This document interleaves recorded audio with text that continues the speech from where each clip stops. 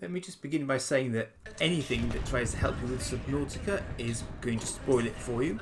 So run away now if you don't want to go beyond the intro part of the game. So, I love this game. For me, it's unusual unless it's single player.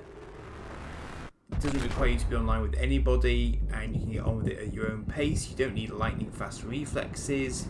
You just need to do a little bit of thinking, a little bit of lateral thinking, and it takes you on a rather lovely science fiction journey that I find is very well thought out. It's very entertaining.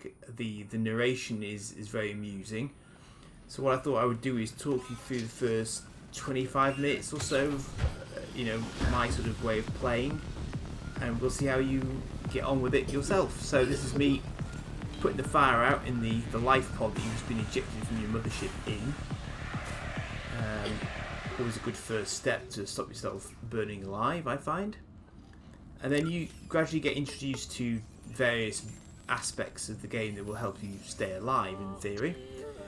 One thing I will say about this game is that it is really fair, in the sense that if you die, you get restarted in a sort of safe position pretty rapidly. You lose some stuff, but I have just recently found you can pick it up again if you were vaguely near it.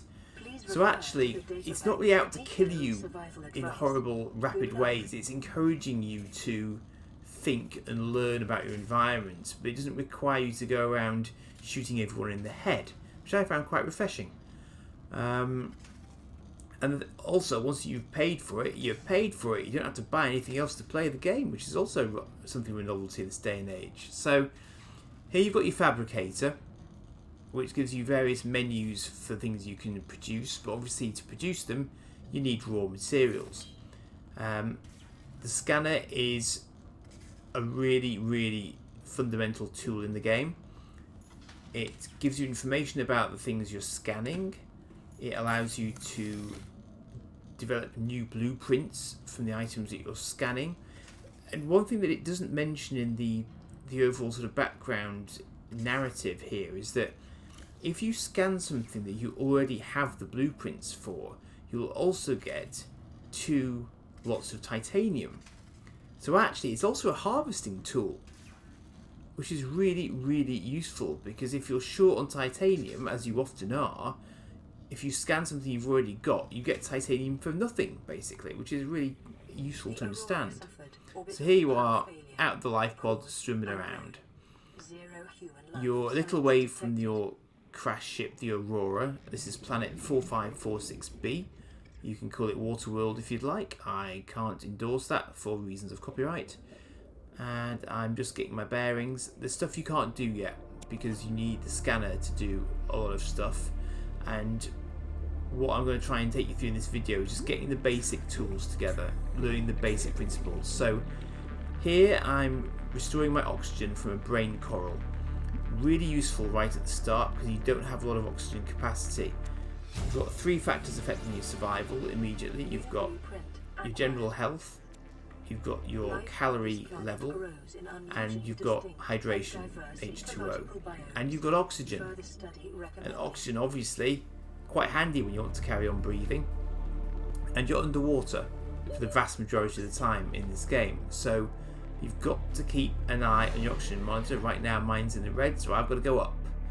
You can use the keybinding to go up. If you're in the Xbox, you can probably do exactly the same thing. And you basically need to surface, you need to replenish your supply. It's one of the trickier aspects of the game, because you've got to keep an eye on it, and you've got to be conscious of where you're going to get it from. More than that I won't say right now, but I'm going to do some more videos on this, because I've been doing a lot of raw footage capture, and I'm trying to edit it as best I can as I go. You see, there's handy hints early doors there. So break limestone. So you just left click on the limestone, you'll eventually break it, and you've got copper from that chunk. You can also get titanium from it. Basic building blocks. Basic survival building blocks. The bladderfish is critical early doors because it gives you water.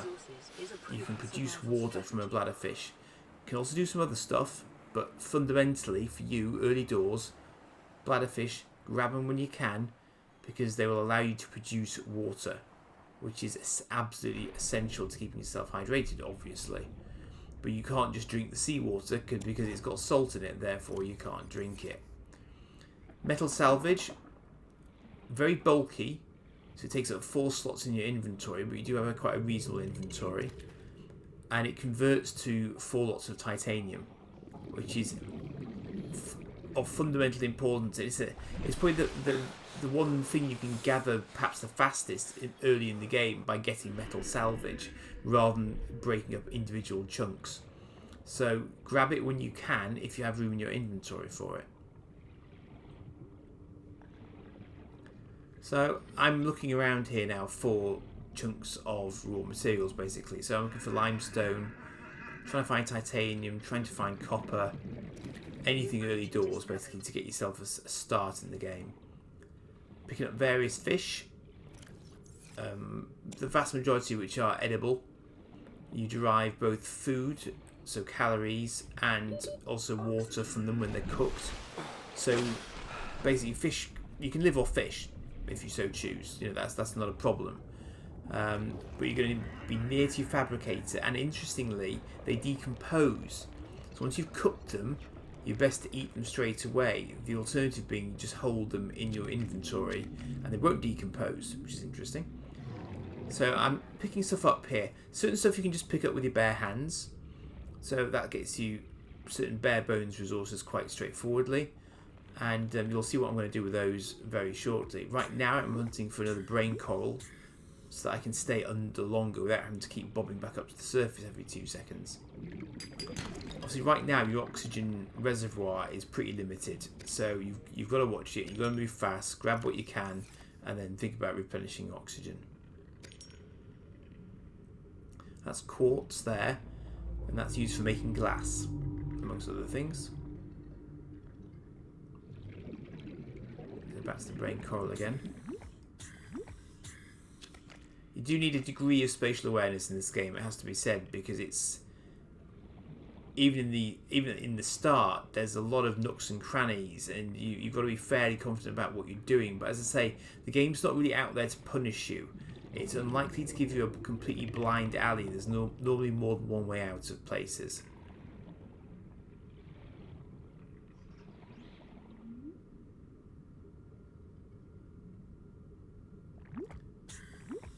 So having played this before, see, I'm sort of thinking that I can't do a lot at this point.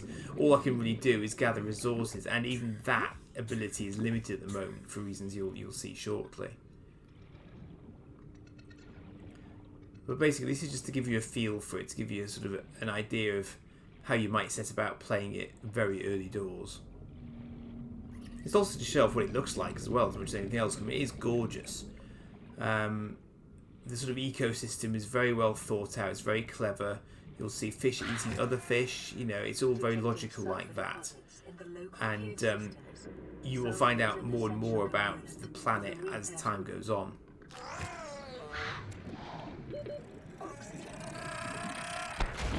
Now that noise means you need to run away. Because those little guys blow up in your face, so you really got to watch it. Now, this is an interesting part. Watch this. Vision's going to dim, blacking out. But nice game lets me get up to the surface and recover.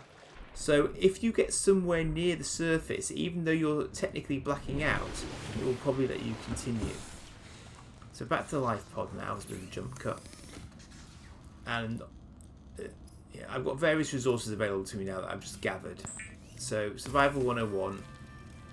Start basic and get more complex. Organisms, while disposing of the That's skeletal food. structure, bodily fluids, and internal organs, thus rendering them safe for human consumption. So fabricator is fundamental. You know, you can't do anything without a fabricator, basically. Not really.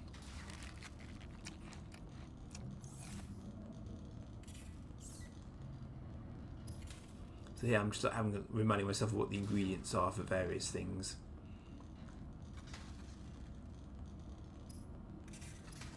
So I'm making myself some silicone rubber from plant seeds.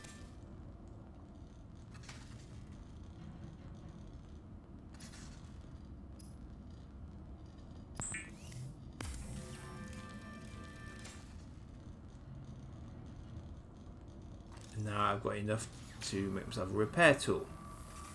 At this point it's fairly useful because, as you can see, there's a lot of sparking wiring going on to my left there.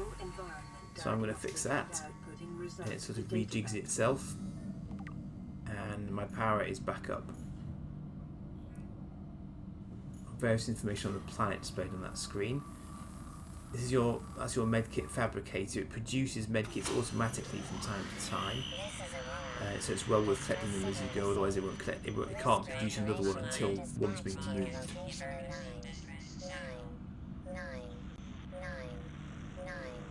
Hours. Continue to monitor for emergency transmissions from other life pods. The radio will give you various clues as you go along, and you can either listen to it or not. Really, it's your choice. But it will sort of serve as a trigger factor for certain events happening. You can see there I've got some metal salvage, and here is the bladderfish being turned into water, as I was mentioning.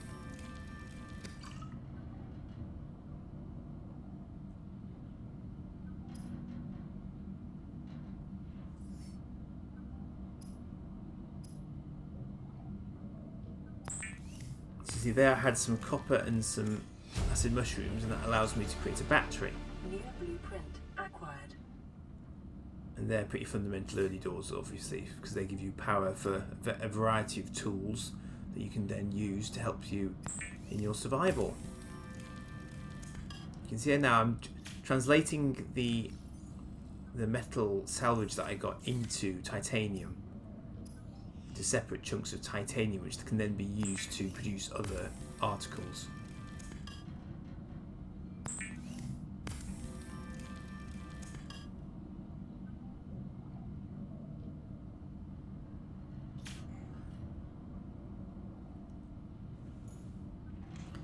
You get a few supplies in that locker, and it's quite a useful storage area just to start out with, but storage will be one of the sticking points as you go. You're going to have to produce a lot of storage for yourself.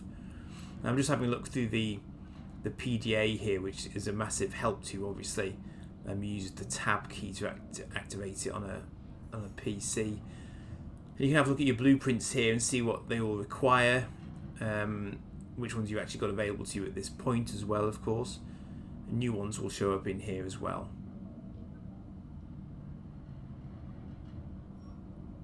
So as you'd expect, it's all sort of very natural development flow. This game's been out for a few years now. I'm not exactly new to it.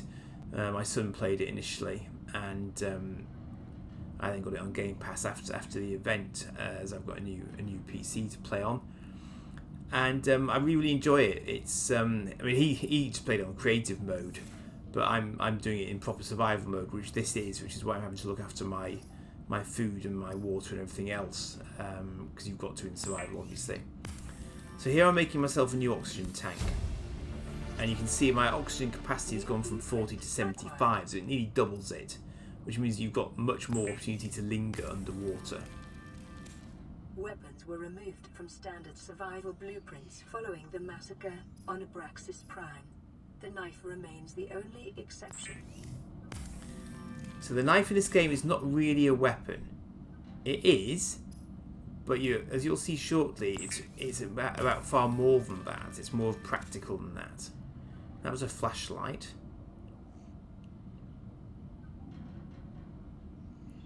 Now the scanner is fundamental, so I've got to make myself a scanner as well. There's the spotlight, very handy.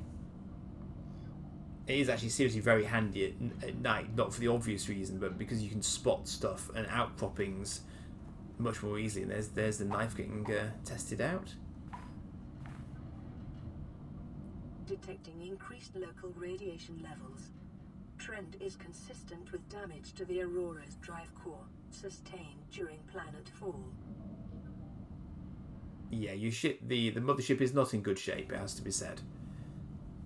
So I just grabbed the med kit there to encourage it to produce another one. Is essential in construction of now what I'm doing here, I'm converting down the seeds that I had into smaller units, So they're going to go from taking up 4 in my inventory to 1 slot in my inventory by producing something from them. So it's worth thinking about that if you're getting short on inventory space. Using locally available materials. For your safety, this setting cannot be overridden.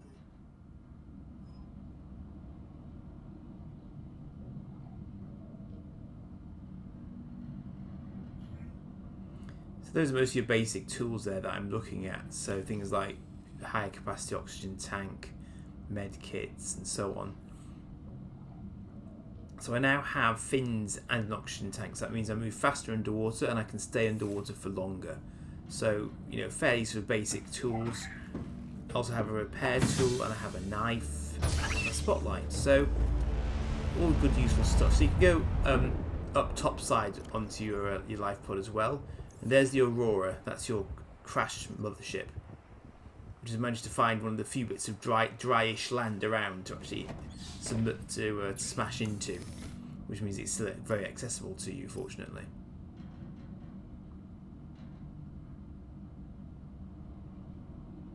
So I'm just reminding myself what I actually need for the scanner.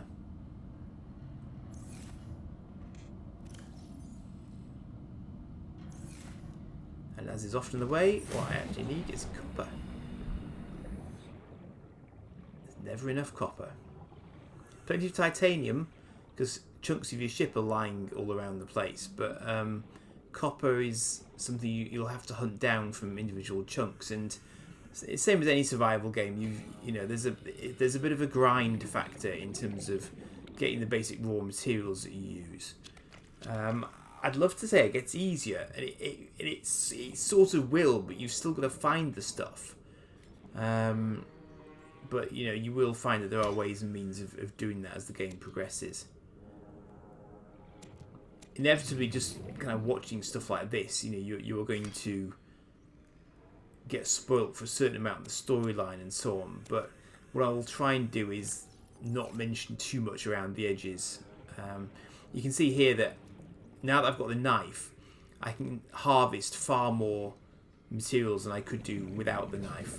And what I'm doing is I'm stocking up, basically, because depending on where you are, only certain resources are going to be available, which means that when you move out of the area, you need to take stuff with you. So it's worth stocking up when you can, and you'll get a feel for that as you play it.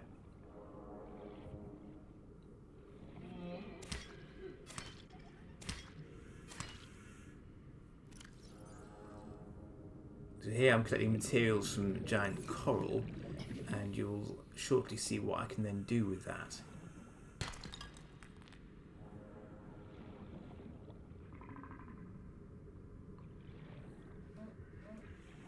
So these limestone chunks are basically pot luck. You just don't know what you're going to get until you actually look at them. Whereas other material is just sort of available in a pure form, so you don't really have to worry about it. You'll know exactly what you're going to get as soon as you pick it up.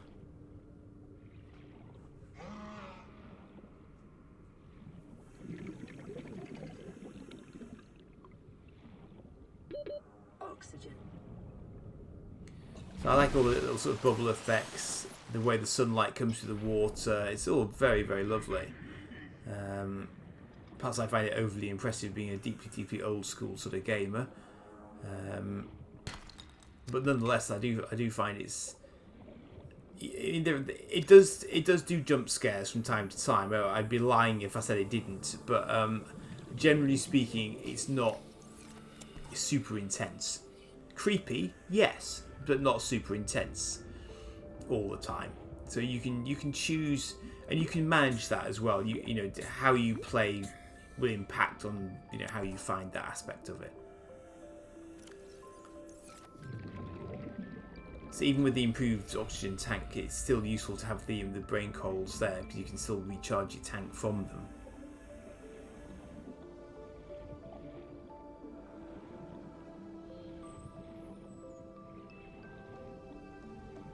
Now, what I'm doing here is actually not terribly smart on my part. The reason being that if you keep both hands available for swimming, you actually swim faster. So by holding my knife in one hand, I'm actually slowing myself down. So that's a little early tip for you: is keep your hands free unless you really need something out, basically. So I'm about 20 minutes in now, and I'm still gathering basic resources for later use, really. But I've got most of my basic tools now. Bleach is an essential chemical. So I'm going to make some bleach now, and bleach is another very, very useful way to make water. And it actually gets you a bigger water bottle than the bladderfish do. But you've got to have 2 ingredients to be able to produce it, and they're not always available. Well, not together anyway. So that's, again, it's one of those things where thinking ahead and stocking up, preparing yourself inventory-wise is very wise.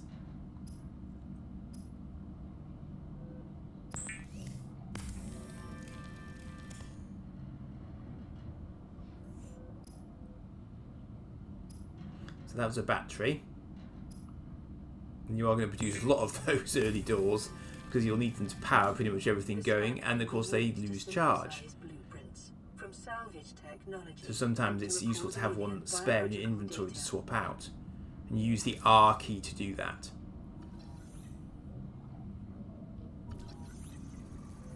But as I say, you see, the scanner doesn't do just that. The scanner is also a harvesting tool. This is a self-scan.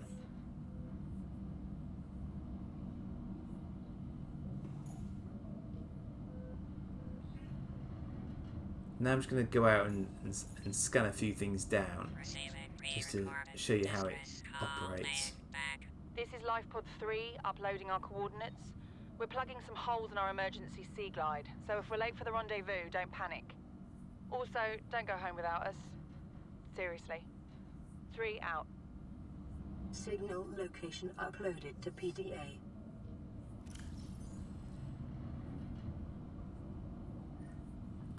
So that's one of the way that things get progressed, because the other life pods you can go and look at tend to hold more information either about the planet, or they'll give you a little bit of tech, something like that, to try and help move things along. But you don't necessarily have to be sort of follow them slavishly, but fundamentally you will only get most of your blueprints from scanning equipment from the Aurora that's come down with it. So you've got to be prepared to do a lot of scanning. So there's my first scan of the acid mushroom. So now I'll have a databank entry in the PDA for that particular item. And that's one of the things I like about the game, is you end up with this sort of encyclopedia of reference material about the planet and its life forms, fauna and flora.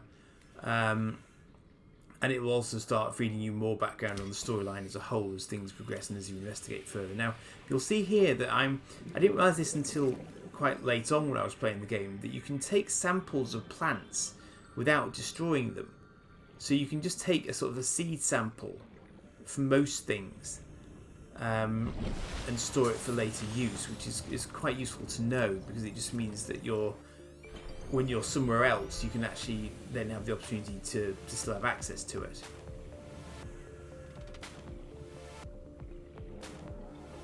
In fact, there were more things that you can pick up than you might realise, because these guys I'm about to scan, they release sort of acid spores into the ocean as a defence mechanism.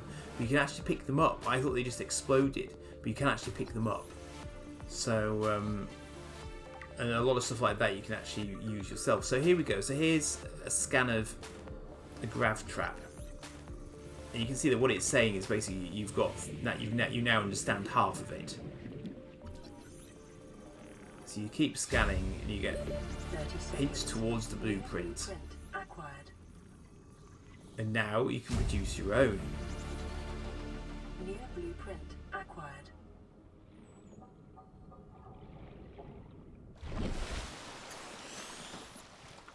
So that's a pretty fundamental part of what you need to do early doors and throughout the game, because you will not be able to produce stuff unless you can scan examples of it to develop your own blueprints.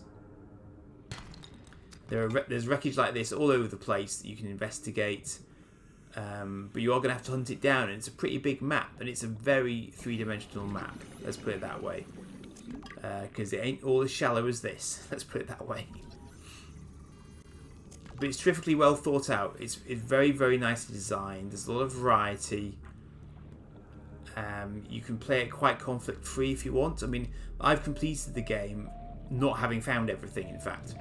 So you don't necessarily have to do every single last thing to complete it if you want to play it end to end. 30 seconds. But what I'm trying to do with my current project is to sort of do pretty much everything, so I can then share it with you if this channel actually takes off, because this is a new dedicated channel that I'm trying to focus on gaming rather than getting sort of mixed in with everything else on my original channel, which has been around for donkey's years. So this has been my little introduction to Subnautica for you. I hope you've enjoyed it. I hope it encourages you to go and have a look at the game. There's a sequel out as well, which I haven't actually looked at closely yet. My son's got it, but I don't think he's played it very much, so he hasn't really told me anything about it yet. But I may well have a look at that. So there's that acid spore, just grab one.